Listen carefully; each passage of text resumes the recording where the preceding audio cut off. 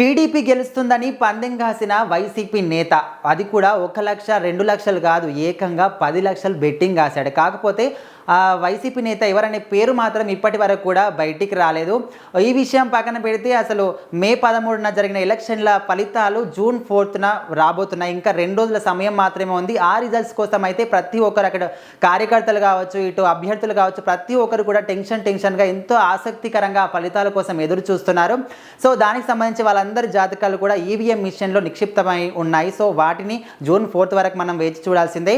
అయితే ఈ బెట్టింగ్ విషయానికి వస్తే 10 లక్షల బెట్టింగ్ వైసీపీ నేత ఎవరైతే కదిరి నియోజకవర్గంలో టీడీపీ గెలుస్తుందని వైసీపీ నేత 10 లక్షల బెట్టింగ్ రాశాడు. దానికి సంబంధించిన బాండ్ పేపర్ కూడా రాసుకున్నారు వాళ్ళు. అది మాత్రం ఇప్పుడు చాలా చర్చనీయాంశంగా మారిపోయింది. సోషల్ మీడియాలో బాగా ట్రెండింగ్ అవుతుంది. కాకపోతే ఆ రాసిన వ్యక్తి ఎవరు, బెట్టింగ్ కట్టిన వ్యక్తి ఎవరు అనే విషయం అయితే ఇప్పటివరకు అయితే బయటికి రాలేదు. సో మీకు ఎవరికైనా తెలుసుంటే మాత్రం కామెంట్ రూపంలో తెలియజేయండి.